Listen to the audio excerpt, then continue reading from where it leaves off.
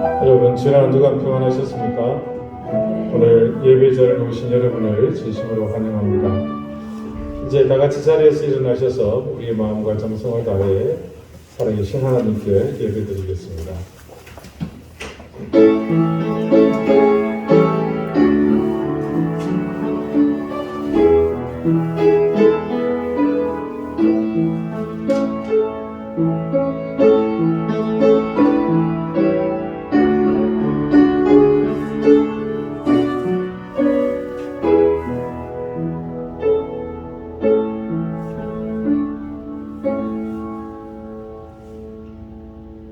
너희는 여호와 우리 하나님을 높이고 그 성산에서 예배할지어다.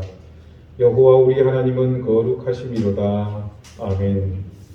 욕망을 쫓아 다름질하던 우리의 걸음을 멈추고 하늘을 바라봅니다. 우리가 사는 이유와 목적을 따라 마땅히 드려야 할 경배와 찬양이 있음을 알기에 주님께서 구별하신 이 거룩한 시간을 통해 우리의 모든 삶으로 삼위일체 하나님을 향해 엎드립니다. 우리의 허물과 죄가 하나님을 바라보는 눈을 가릴 수 있을지 모르나 언제나 그런 허물 많은 속에서도 우리를 기다리시며 예배를 받아주시는 하나님이시기에 온 마음과 정성을 다해 거룩하신 주님을 향해 엎드립니다. 우리의 경배와 찬양을 받으시며 이 예배를 통해 더욱 하나님을 사모하는 우리가 되게 해주십시오. 어둠의 권세는 깨뜨려 주시고 소망과 생명의 빛으로 우리의 어두운 심령을 비춰 주시옵소서. 예수 그리스도 이름으로 기원하옵나이다. 아멘. 1장 함께 찬송하겠습니다.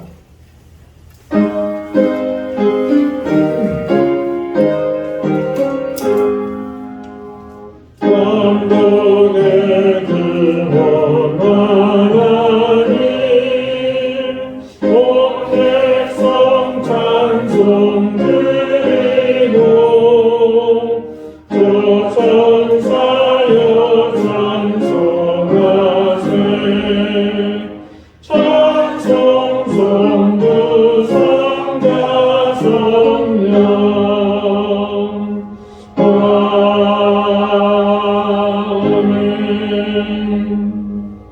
이제 다 함께 참회의 기도를 드리겠습니다.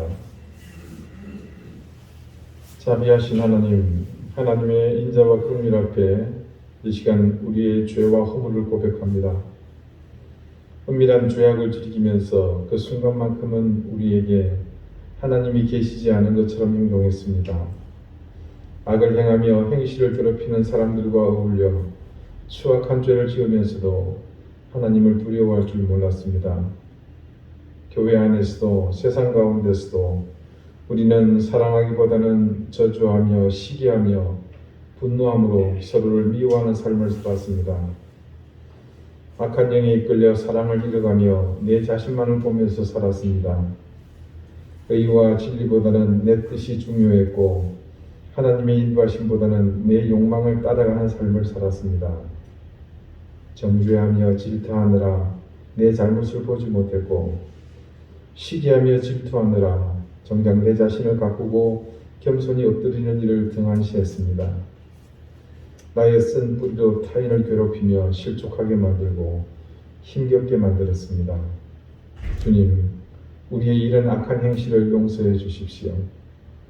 이런 죄악의 굴레를 벗어버리고 주님의 뜻 안에서 진실되게 사랑하고 이해하며 용납하고 하나 되는 삶을 살기 원하오니 우리를 긍휼히 여겨 주십시오.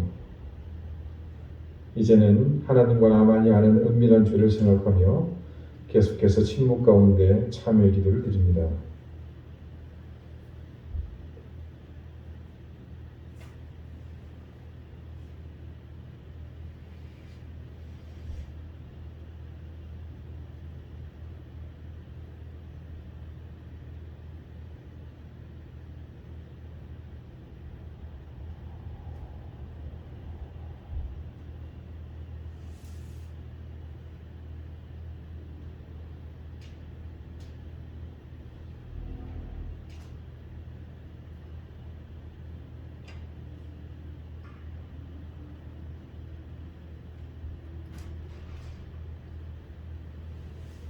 하나님께서는 자신이 부끄러운 죄를 솔직하게 고백하는 사람들에게 말씀하십니다.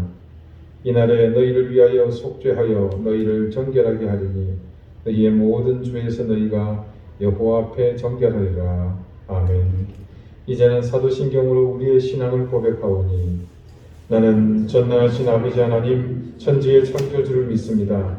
나는 그의 유일하신 아들 우리 주 예수 그리스도를 믿습니다.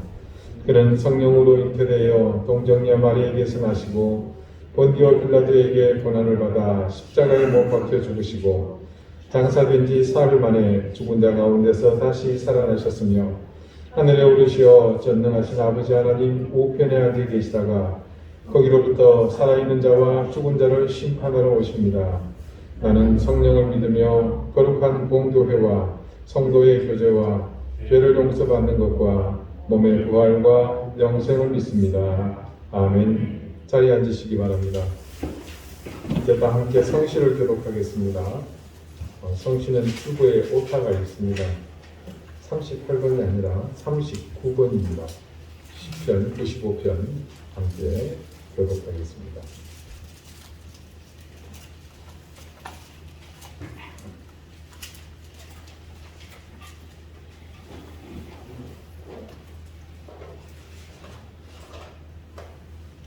오라 우리가 여호와께 노래하며 우리의 구원의 말씀을 향하여 즐거이 외치자. 우리가 감사함으로 그 앞에 나아가며 이를 지어 즐거이 그를 노래하자. 여호와는 크신 하나님이시요 모든 신들보다 크신 하나님이시기 때문이로다. 땅의 깊은 곳이 그의 손 안에 있으며 하늘의 높은 곳도 그의 것이로다. 바다도 그의 것이라 그가 만드셨고 육지도 그의 손이 지으셨도다. 오라 우리가 굽혀 경배하며 우리를 지으신 여호와 앞에 무릎을 꿇자. 그는 우리의 하나님이시여 우리는 그가 기르시는 백성이며 그의 손이 돌보시는 양이기 때문이라. 아멘. 기도드리겠습니다. 하나님의 변함없는 사랑, 전능하신 손길로 우리를 인도하시는 그 하나님, 오늘도 변함없는 사랑과 은혜에 감사와 찬양을 드립니다. 명절을 기다리며 우리에게 가족을 주시고 화목한 가운데 신앙으로 서로 의지하게 하심을 감사드립니다. 귀한 만남을 통해 서로에게 함께 하시는 그 하나님을 만나고 위로하며 소망으로 기쁨을 누리는 시간이 되도록 하나님이 인도해 주십시오. 지난해에 이어 우리는 무엇을 믿어야 할 것인지 그리고 정직한 신앙과 바른 믿음을 갖고자 몸부림치며 하나님을 향해 이 새로운 해도 나가고자 합니다. 변함없이 우리의 더러운 욕망을 따라 살던 이 삶에서 벗어나 하나님의 거룩함을 쫓는 참다운 신앙인으로 이 한 해도 더 하나님께 나아가는 해가 되게 해 주십시오. 세상의 허망함에 미련을 두지 않게 하시고 참된 것과 의로운 것을 구하며 사는 의미 있는 인생이 되게 하시며 보람 있는 삶을 쫓아가는 그런 삶이 되게 해 주십시오.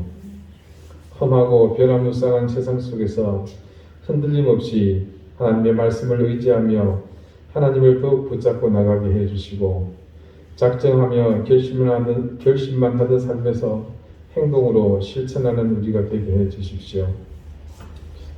오미크론의 등장으로 사상 초유의 확진자가 발생하며 또다시 우리는 위축될 수밖에 없습니다. 그러나 어느 때보다도 더욱 굳건하게 하시고 물러서지 않고 더욱 힘을 내어 이 병만을 몰아내게 해 주십시오. 이제 한 달여 남은 대선에 전국은 마치 브레이크 없는 자동차처럼 내달리고 있습니다. 모두가 눈을 부릅뜨고 거짓과 위선으로 국민을 기만하는 세력들을 분별해내게 해주십시오.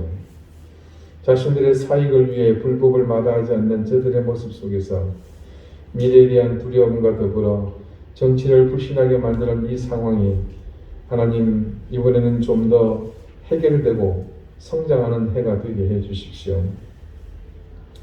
자신들을 바라보는 국민의 시선을 조금이라도 의식하고 두려워하는 자들이 하나님 지도자가 되게 하시고 또 그런 대통령이 세워지도록 인도해 주시기를 기도합니다.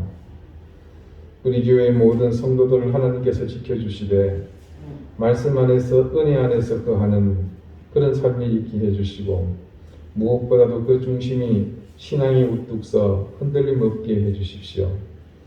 생업의 현장을 지켜주시고 자녀들을 주님께서 더욱 굳건히 붙잡아 주십시오.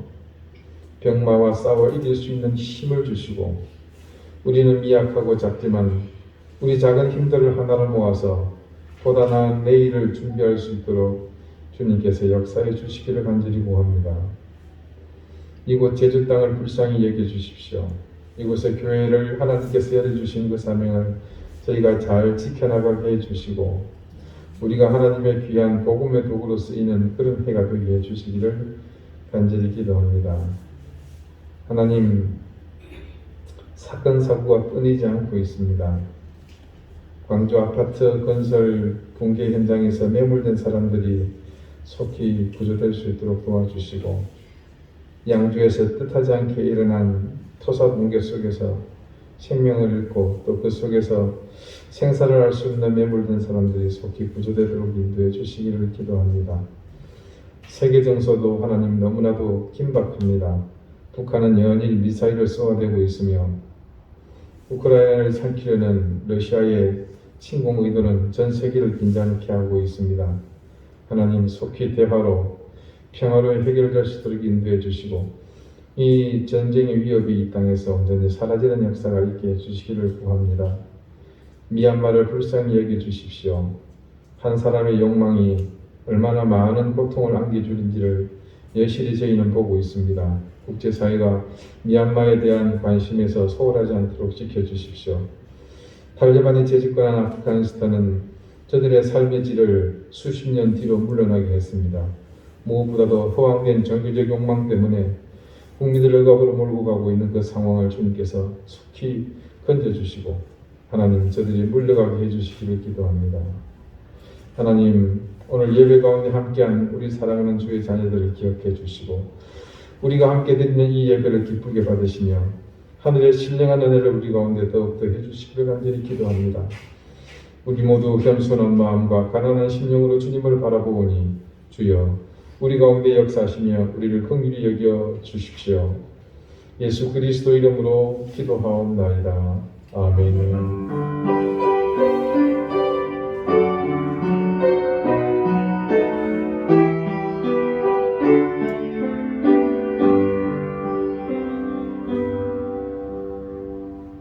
(14장) 함께 찬송하겠습니다.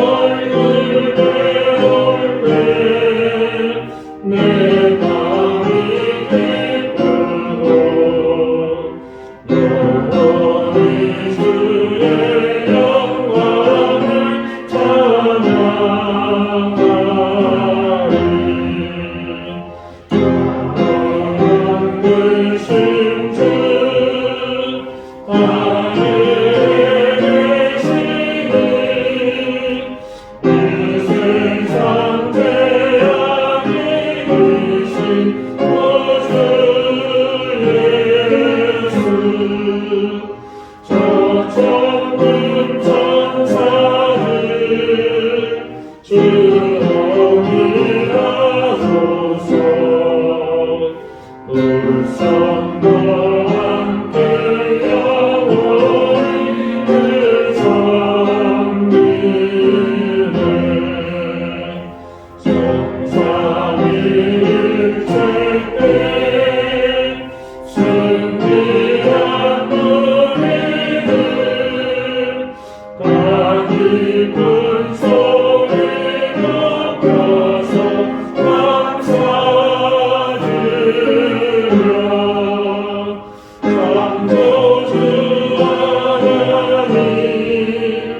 내 주님 되시니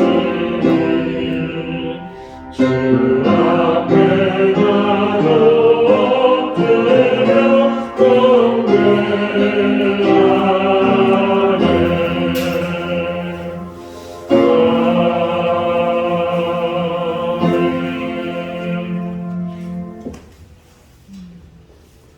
오늘 하나님께서 우리에게 주시는 말씀은 구약 성경 호세아 4장 1절에서 3절까지 말씀입니다.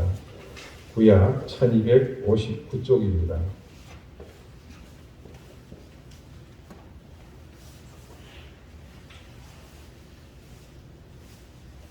호세아 4장 1절에서 3절까지의 말씀을 제가 읽겠습니다. 이제 다 같이 자리에서 일어나셔서 하나님의 말씀을 경청하십시오. 이스라엘 자손들아 여호와의 말씀을 들으라. 여호와께서 이 땅 주민과 논쟁하시나니 이 땅에는 진실도 없고 인애도 없고 하나님을 아는 지식도 없고 오직 저주와 속임과 살인과 도둑질과 간음뿐이요 포악하여 피가 피를 뒤이음이라.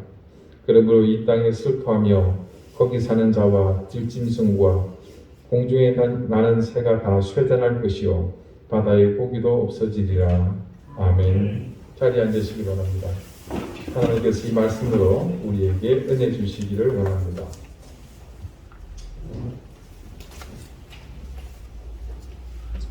우리가 매주 호세아의 말씀을 보고 있는데 오늘 본문 말씀을 처음 배웠을 때 여러분 조금 혼란스러우실 겁니다.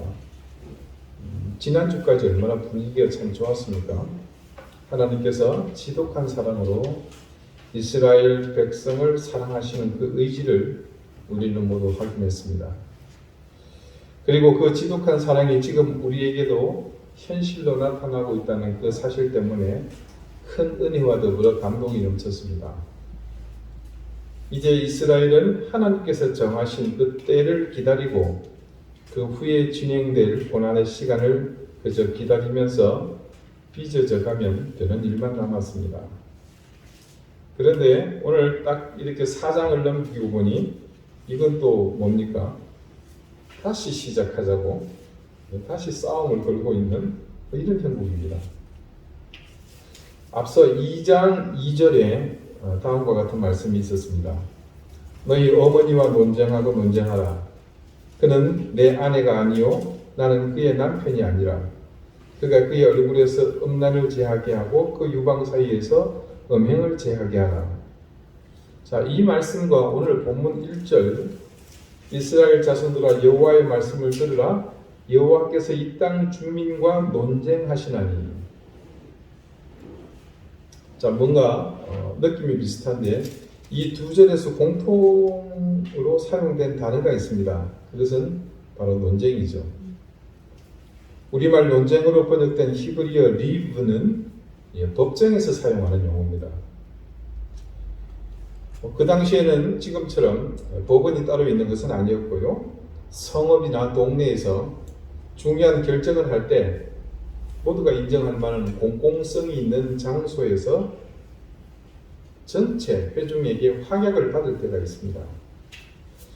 여러분, 우리가 룻기 말씀을 볼 때 기억 한 가지 해봅시다.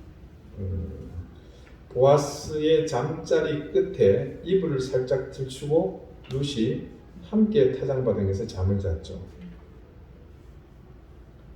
그렇게 한 룻의 의도를 안 보아스가 그녀를 아내로 맞아서 기업을 대신 물으려고 할 때 어디서 했습니까? 성문에서 했죠. 그래서 성문에서 베들레헴의 장로들과 주민들이 모인 가운데 공식 절차를 밟았습니다. 자신보다 보아스 집안과 촌수가 더 가까운 사람이 있었습니다. 그 사람이 그것을 포기하고자 의식에 실을 벗었었죠. 그 의식을 행한 다음 룻을 공식적으로 아내로 맡게 되었습니다. 여기 본문의 리브, 즉 논쟁하다는 바로 그런 자리에서 법적 논의를 진행할 때 논쟁하다, 논쟁을 했을 때 사용하는 말입니다. 근데 이 두 본문의 차이가 있습니다. 2장 2절에서는 너희 어머니, 즉 호시아의 아내죠. 그 아내와 논쟁, 즉 법적 다툼을 하신 것이고 여기서는 그 논쟁의 대상이 어떻게 바뀝니까? 법적 공방의 대상이 이 땅의 주민이라고 그렇게 말씀을 증거합니다. 사실 하나님께서 피조물인 인간과 소송을 한다는 자체가 난센스입니다. 그런데도 하나님은 분명하게 이스라엘을 벌하시기 전에 그들이 적법하지 못한 사실을 지적해 주시고 절차에 따라 그들을 징벌하시는 것을 볼 수 있습니다. 오늘 이 성문에서 벌어지는 법정 공방의 시발점은 다름 아닌 이스라엘 백성과 하나님 사이에 맺었던 계약 관계에 있어서 이스라엘 측의 의무 불이행을 두고 일어난 공방임을 알 수 있습니다. 제가 이거 법원 출입을 자주 하다 보니까 이런 용어들이 너무 자연스럽네요. 여러분 조금 낯서시죠? 자, 아무튼 종합적으로 보면요, 같은 내용을 하나님께서 또 들춰내시고 징계하신다는 의미보다는, 자, 처음 하나님은 호시아를 부르셔서 그 가정을 통해 비유로 말씀하신 이스라엘의 음행에 대해서는 그 가정에 국한된 사실로 하나님께서 원인을 찾았습니다. 누굽니까? 고멜이었죠. 그런데 이제는 이 호세아의 아내가 범한 결혼의 순결을 깨뜨리는 이런 일이 사실은 뭐다? 너희 이스라엘 전체 백성이 행한 일이다 라는 것을 그래서 확대 적용시키는 그런 것이 의미를 둘 수 있겠습니다. 자, 우리가 기억하듯이 하나님은 이스라엘과 전대미문에 언약을 하셨습니다. 처음 아브라함을 부르셨죠. 그리고 뜬금없이 가나안으로의 이주를 제안합니다. 그 이주에 대한 대가는 실로 엄청났습니다. 하나님의 약속은 아브라함 당대에는 아들을 하나 얻는 것으로 사실은 그쳤죠. 그렇지만 그 하나님의 약속음은 정말로 줄기차게 지급된 것을 우리는 말씀을 통해서 충분히 보았습니다.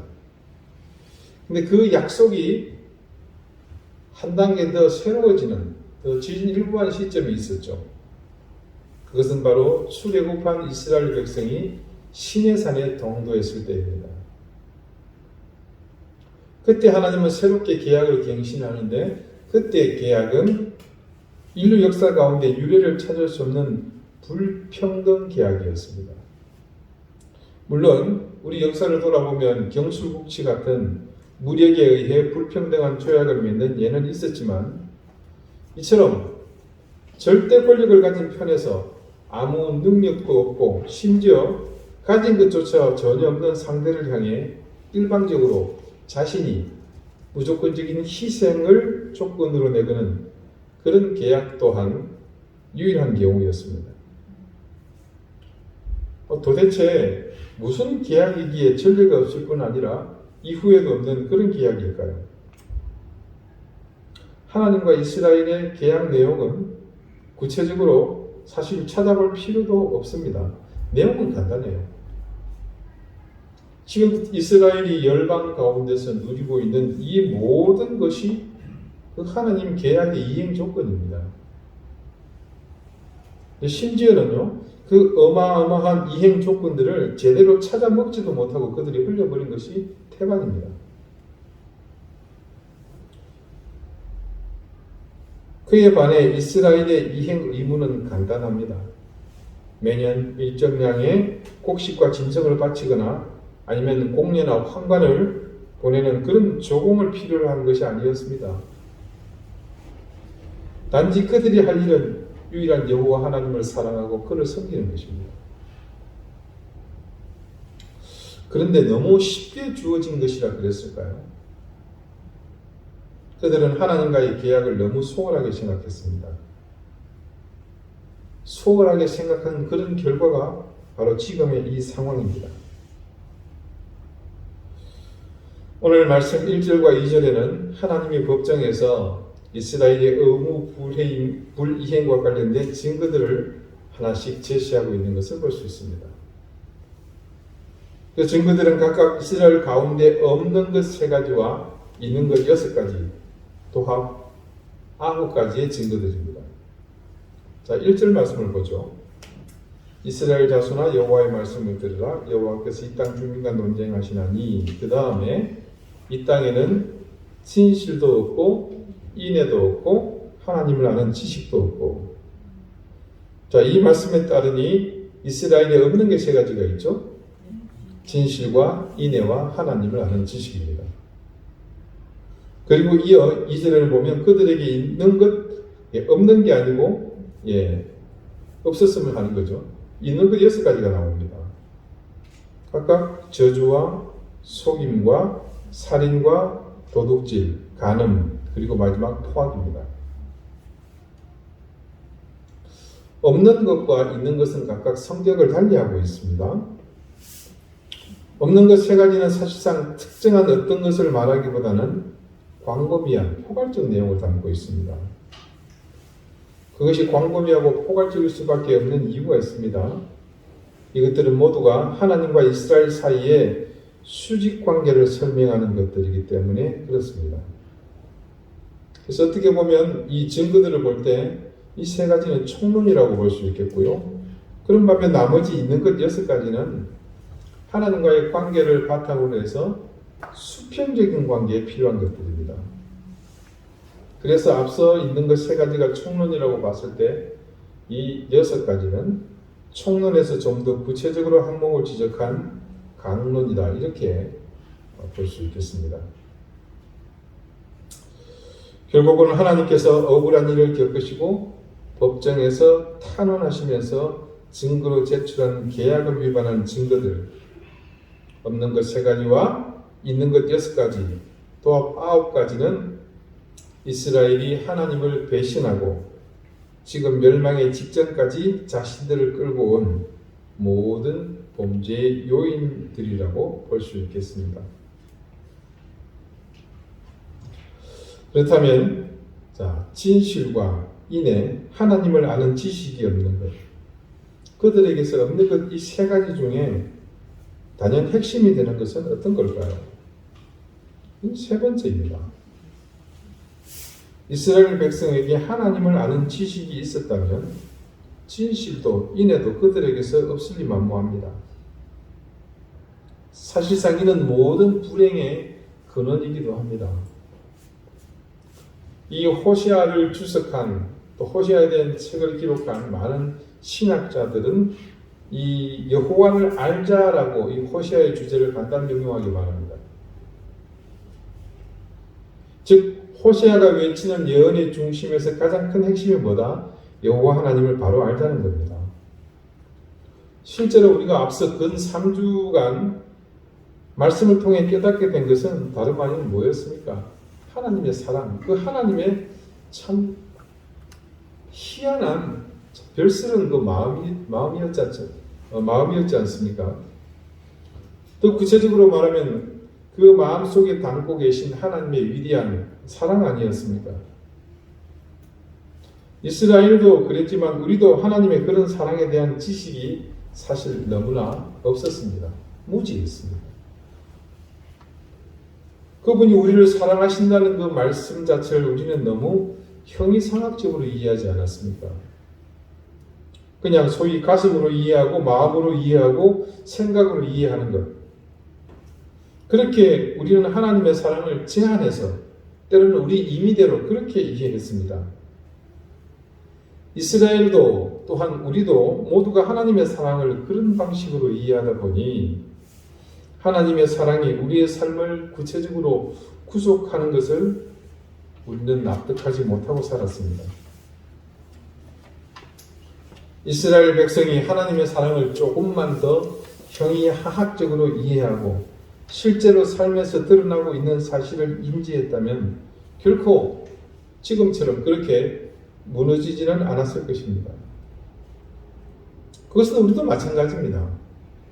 저와 여러분이 하나님의 사랑은 단순히 머릿속에만 가둬두지 않았다면 우리의 삶은 지금과는 확연히 다른 더욱 성숙한 모습이 아니었겠습니까?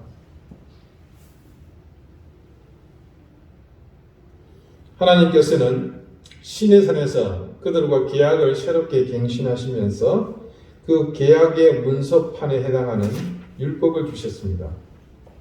그 율법의 중심이 뭐였습니까? 십계명이었죠. 그 10가지를 중심으로 이스라엘이 살아갈 때 그들은 하나님과의 계약 의무를 충실히 이행하는 그런 삶을 살 수 있었습니다. 그러나 그들이 그 계명을 가볍게 여기고 그들 가운데서 그 율법에 대한 지식이 없어지고 나니 그들의 삶은 그냥 죄악으로 신속히 달려갈 뿐입니다. 놀랍게도 그 증거들이 오늘 말씀 속에도 그대로 드러납니다. 자, 그들에게 있는 6가지를 모두 봅시다. 저주, 속임, 살인, 도둑질, 간음, 포악.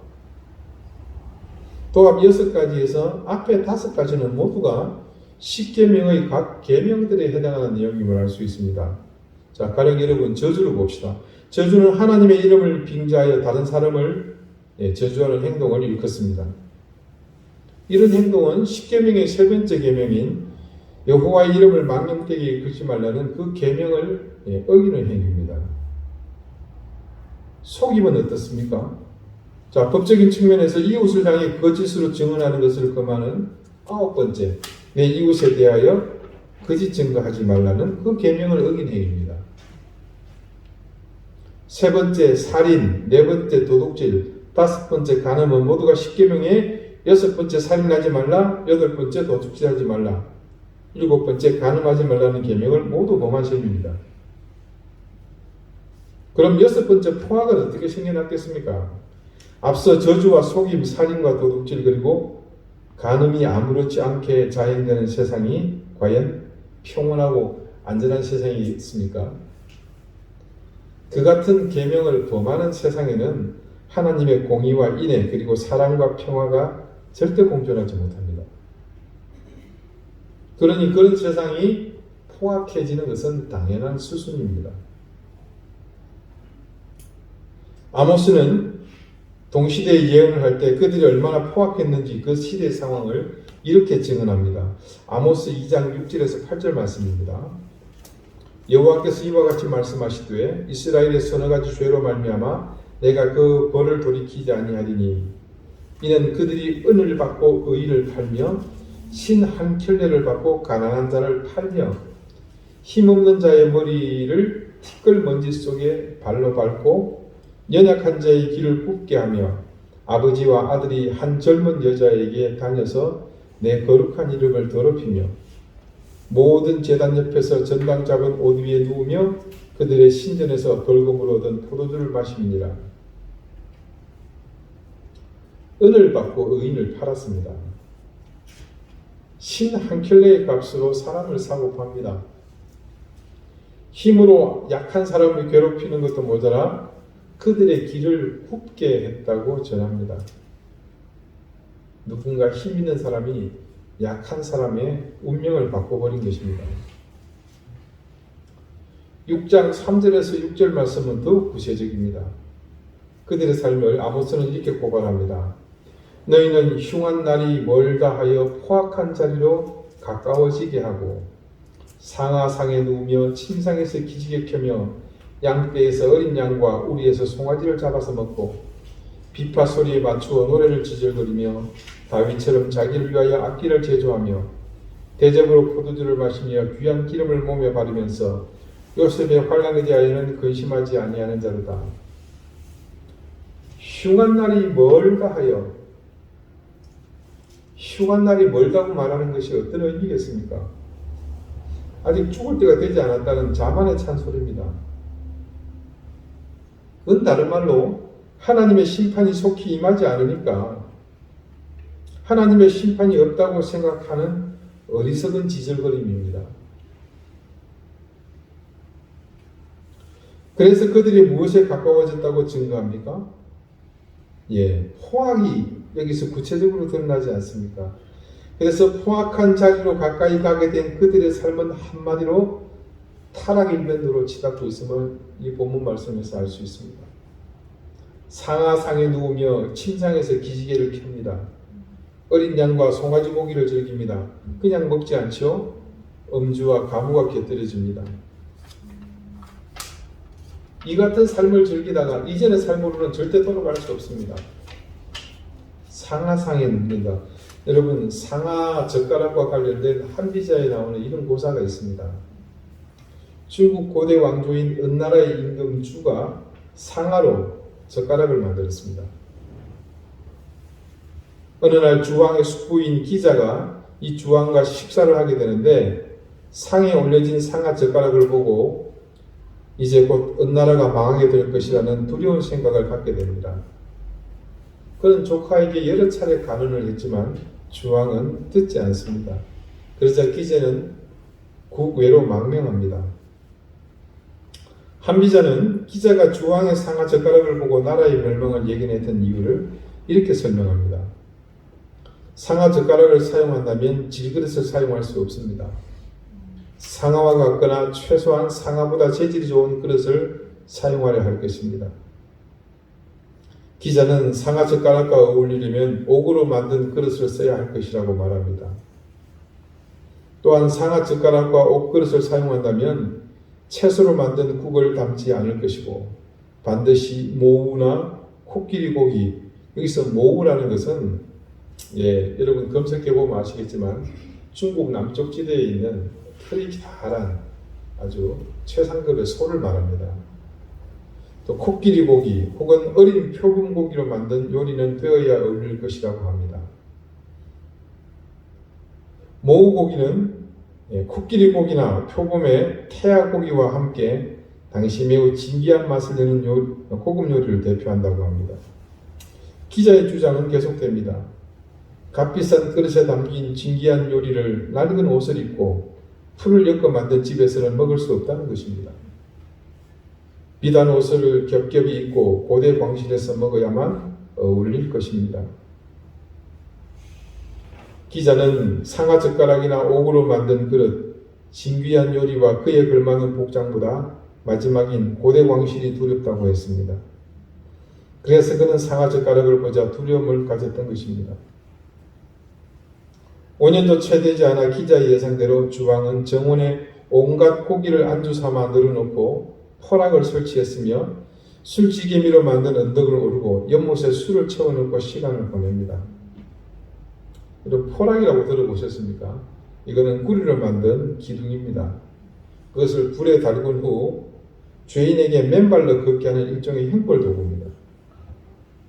주지육림이 극도에 달하고 사치스러운 행각을 벌이는 자리에서 어떤 일을 벌이냐면요, 죄인들이나 혹은 정적들을 그곳에 데려와서 이 포락의 형벌을 가했던 거죠. 그러면 살이 타들어가는 냄새가 납니다. 그걸 즐겼다고 합니다. 또 일부에서는 그냥 이거는 고기를 굽기 위한 도구로 쓰여졌다고도 합니다.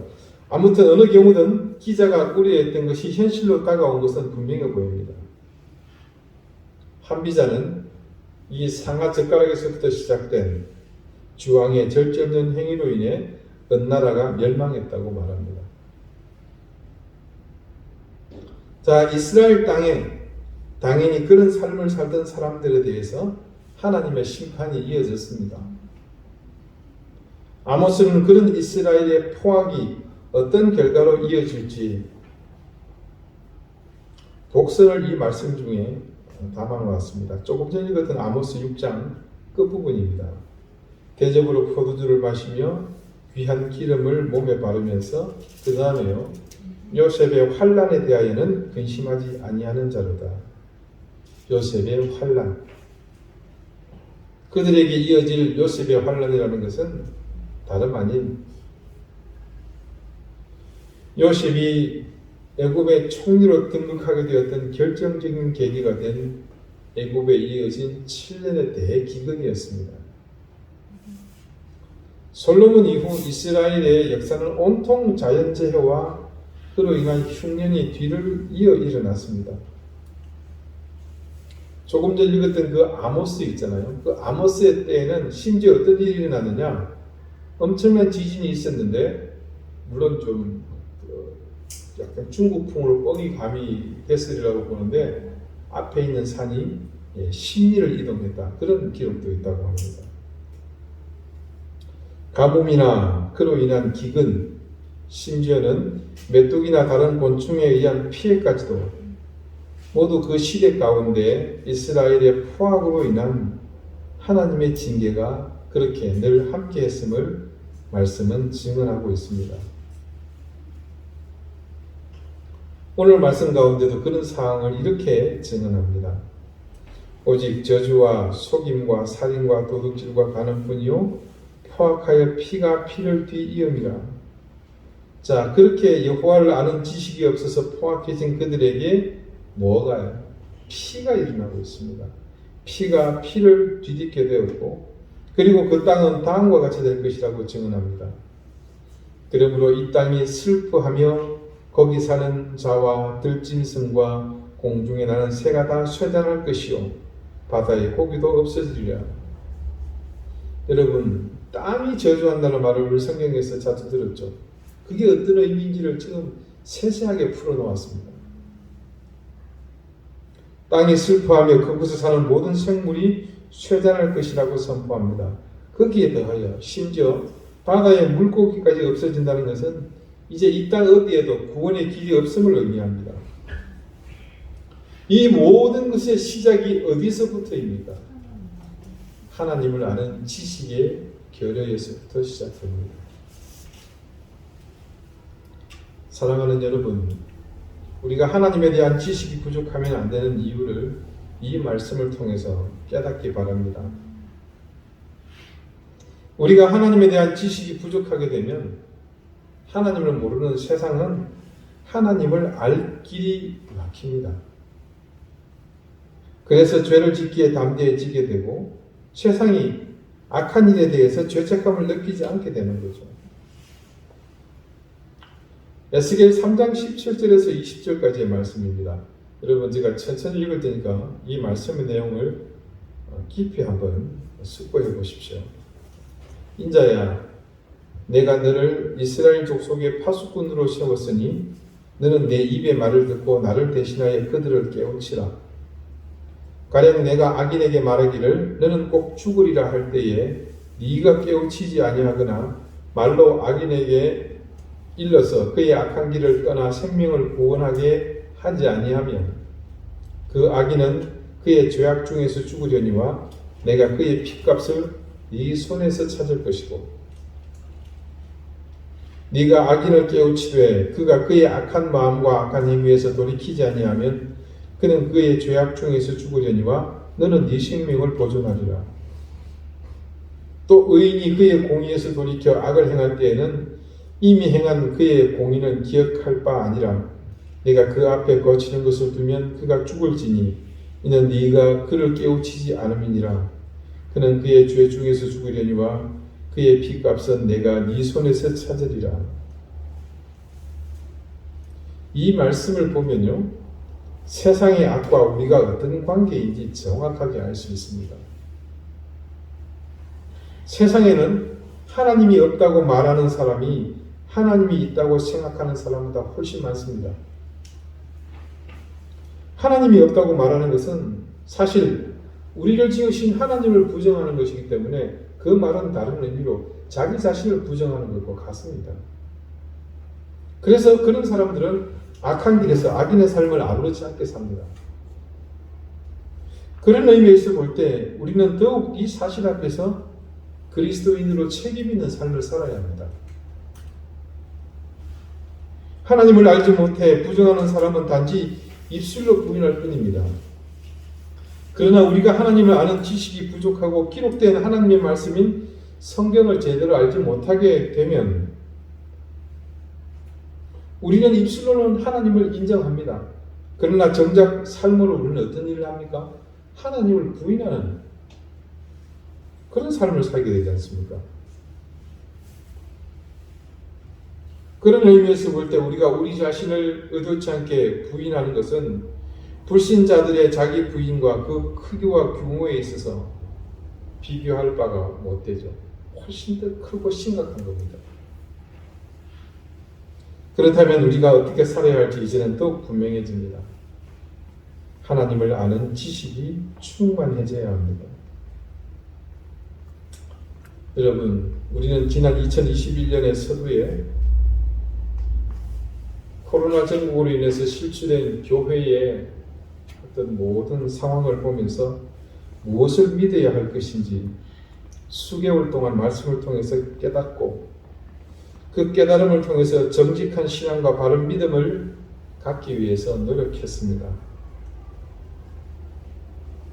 이때 무엇을 믿어야 할 것인지 깨달은 우리가 그 깨달음을 통해 견지하고자 노력했던 정직한 신앙, 바른 믿음의 토대는 다름 아닌 하나님을 아는 지식에서부터입니다. 그런 의미에서 하나님을 아는 지식은 우리 신앙의 출발점이라고 해도 과언이 아닙니다. 사랑하는 우리 방주교회 교우 여러분, 저는 여러분이 이 세상의 어떤 그리스도인들보다 하나님을 아는 지식이 충만하시기를 바랍니다. 그러기 위해 이 한 해 동안 하나님께서 우리가 깨달아 알도록, 그래서 당신을 아는 지식을 많이 갖도록 하시기 위해 우리에게 주신 성경 말씀을 더욱 가까이 하는 해가 되시길 바랍니다. 부족하지만 하나님께서 여러분을 인도해 주심으로 여러분 앞에 목사로 세워주신 저를 통해 선포되는 말씀에 더욱 귀를 기울이심으로 하나님에 대한 지식을 쌓아가십시오. 방송, 매체, 신문, 인터넷에 이르기까지 과도하게 쏟아지는 정보의 홍수 속에서 참 진리의 소리가 무엇인지 분별하기 위해 더욱 하나님 앞에 무릎을 꿇으시기 바랍니다. 기록된 말씀을 통해, 선포되는 말씀을 통해, 그리고 겸손히 겸비하여 하나님 앞에 무릎을 꿇는 그 기도의 현장에 하나님은 자신에 대한 지식을 여러분에게 풍족하게 더해 주실 것을 저는 믿습니다. 아울러 이때 더해 주시는 그 지식을 통해 여러분의 삶을 하나님께서는 더욱 거룩하게 구별해 주실 것을 저는 또한 믿습니다. 하나님에 대한 지식이 여러분 가운데 풍성해짐으로 더욱 풍요로운 믿음의 삶이 여러분과 함께 하시기를 바랍니다. 기도드리시겠습니다. 하나님, 우리의 탐욕을 채우기 위해 목말라 하던 삶을 이제는 그치고 하나님을 아는 지식에 목마르게 해 주십시오. 하나님 안에서 풍요로운 인생을 누리게 해 주십시오. 하나님을 아는 지식이 우리를 참되고 의로운 인생으로 인도하심을 믿으며 기록된 말씀, 성경을 늘 탐독하며 선포되는 말씀에 귀 기울이고 기도의 무릎을 통해 우리에게 더해 주시는 여호와 하나님의 지식이 충만해져가는 2022년이 되게 해 주십시오.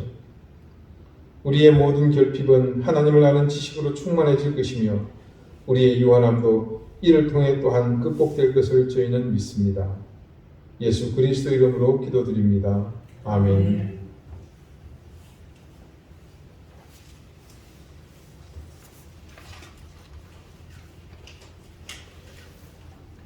찬송가 260장 함께 찬송하겠습니다.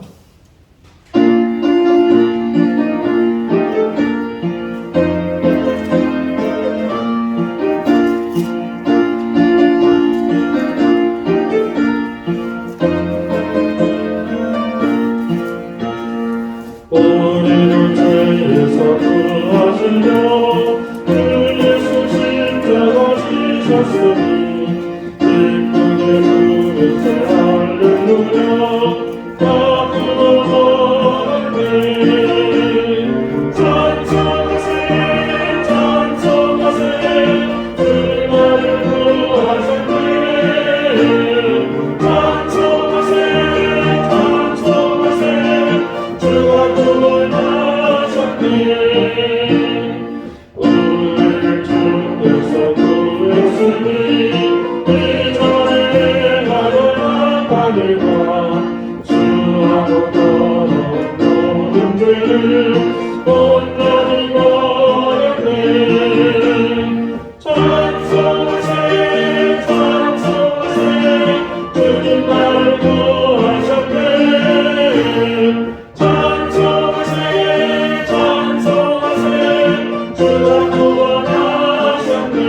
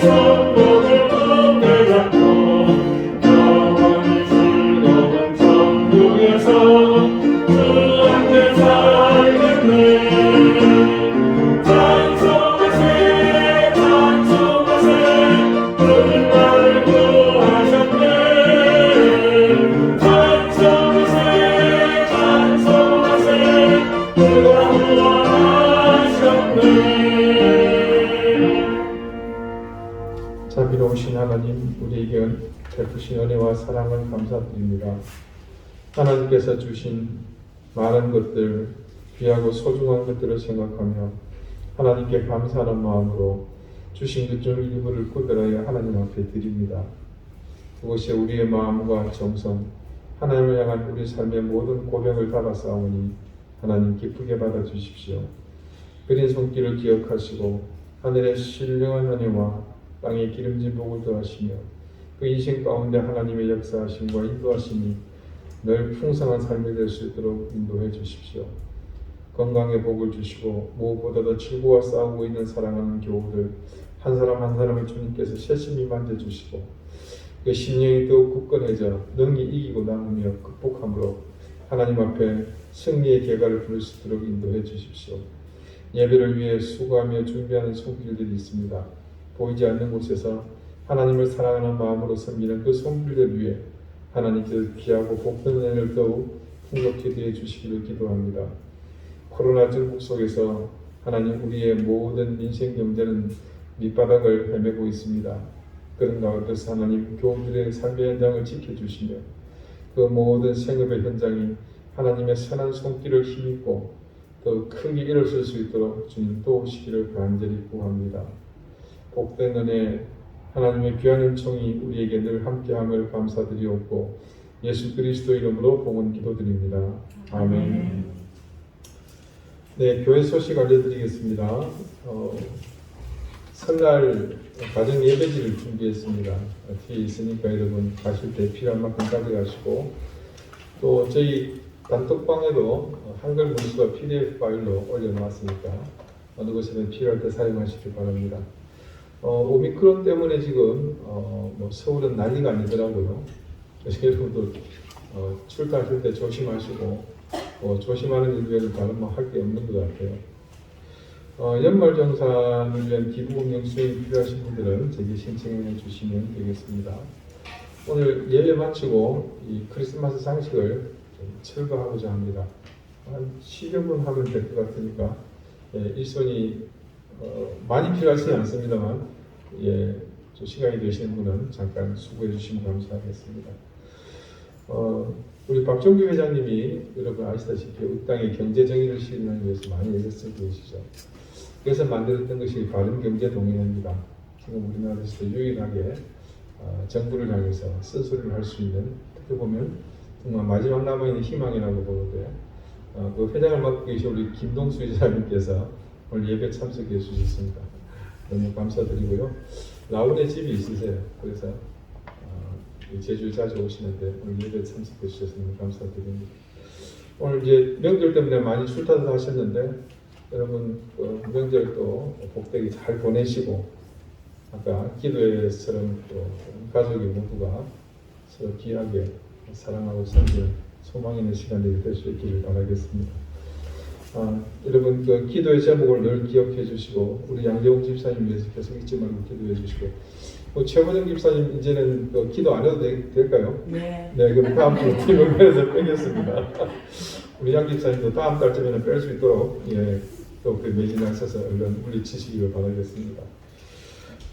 그리고 우리 은혜 외삼촌 위해서는 잊지 말고 계속해서 기도해 주시고 부탁드리겠습니다.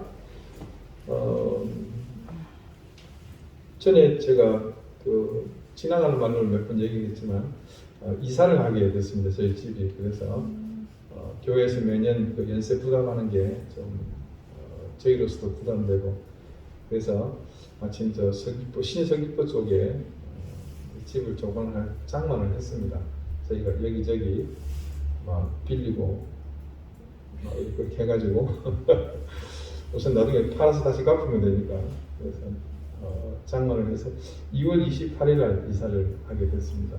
그렇게 하시고 또 기도해 주시면 감사하겠습니다.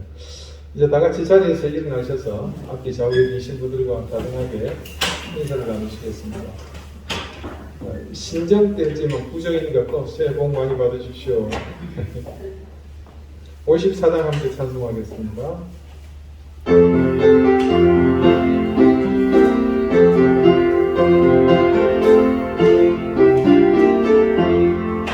주여 복을 구하오니 너희 가게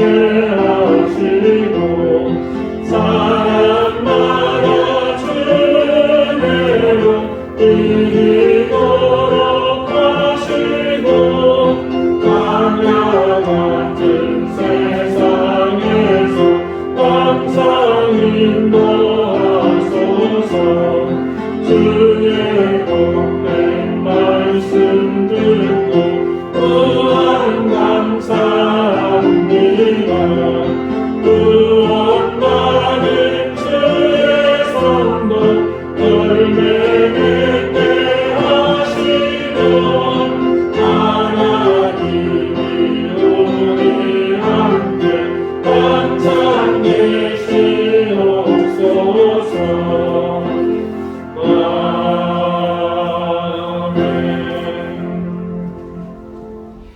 이제는 예수 그리스도의 은혜와 하나님의 사랑과 성령의 교통하심이 하나님에 대한 지식이 충만해지기를 소망하며 기록된 말씀 성경을 가까이 하고 선포되는 말씀에 귀를 기울이며 항상 무릎으로 하나님 앞에 엎드려 기도함으로 하나님이 주실 하나님에 대한 지식이 충만해지기를 소망하는 우리 사랑하는 방주교의 모든 성도들과 저들의 가정과 생업과 주신 귀한 자녀들 위해 이제부터 영원토록 항상 함께 하시기를 간절히 축원하옵나이다.